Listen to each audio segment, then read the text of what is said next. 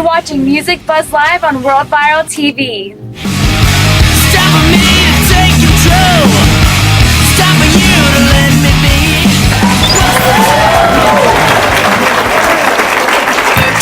All right, Music Buzz Live. We're back here in Studio A. My name's Moose. We got Chad Drew to my right, CT in the booth, and Scalafrea in the house. What up, fellas? Repping the Cheers. Denver metal scene. What up? How you guys doing? Pretty all right. Doing well, and yourself?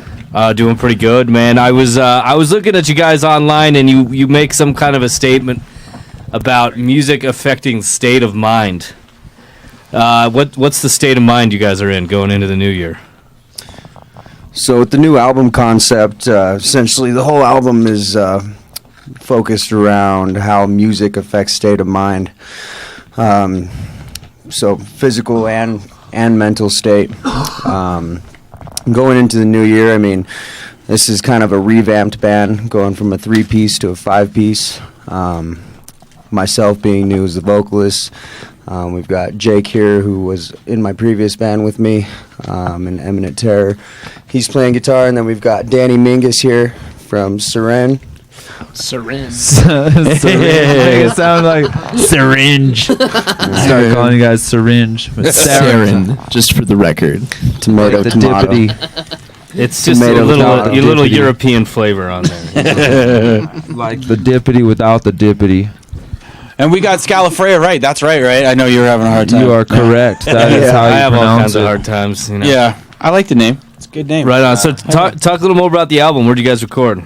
We are actually starting to do stuff ourselves. So Nice. That's the way to do it. yeah, sort of means we're just investing in the gear instead of spending the money in the studio this time. Right on. So we're actually looking forward to it because that means we'll be able to put out more music faster once it's our own process, and we can just do it at our free will. For This sure. year, 2016, has been all about just self-reliance, and just being self-efficient in all of our tasks, whether it be touring, like we're able to do that, whether it be getting on fests and stuff like that, we also can do that. Cool. And now we're just trying to invest.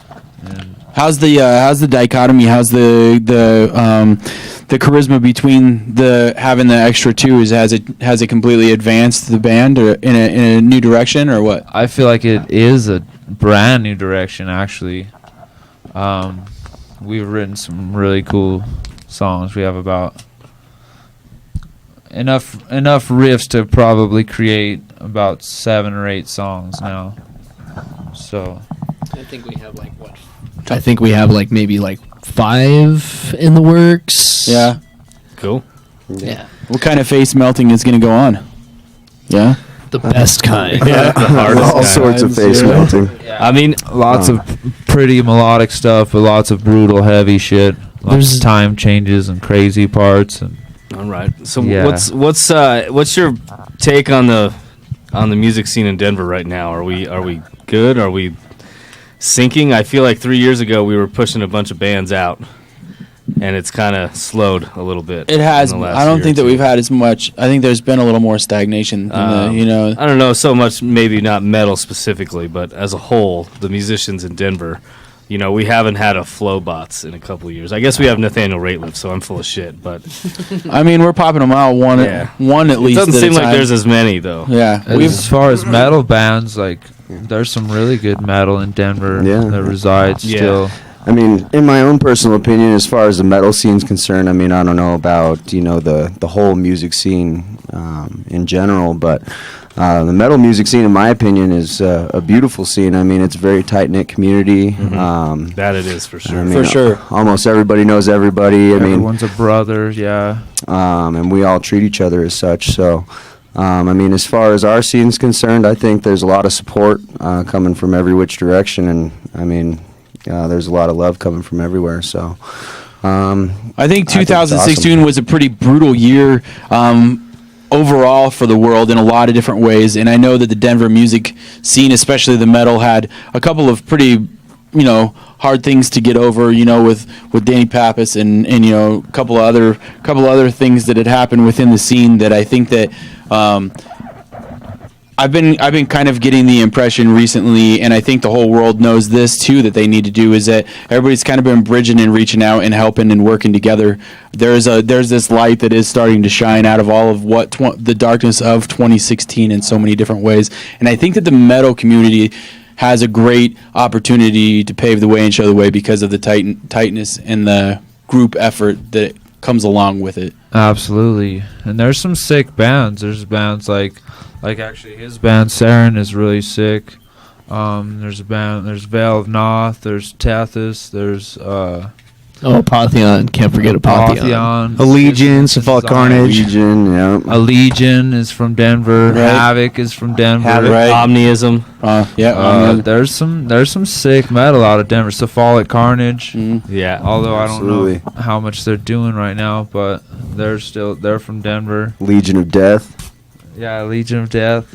And as much as I love Lola Black, that's been holding it down and kind of on that brink in a lot of different ways as well. When it comes to popularity, at least on the west side of the nation, like I think that Denver, city of Denver, and the talent that's within and the art that's being created through the rock and the metal scene, especially right now, has a chance to pop, dude. You know what I mean? I think even if Lola does, or any other metal band that hasn't sprung recently, like we were just talking about, I think that the path is there for it to happen. Yeah, the metal scene seems to be more resilient than some of the other ones, I would say. I think that's one thing I've seen working at Herman's and Music Buzz is you watch a lot of promoters come and go, and you watch a lot of bar-level venues come and go, but the same people are still the same people that are driving the scene.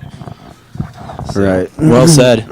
And as metal musicians, you can tell that we support and we emphasize the fact that we don't really like things that are conventional.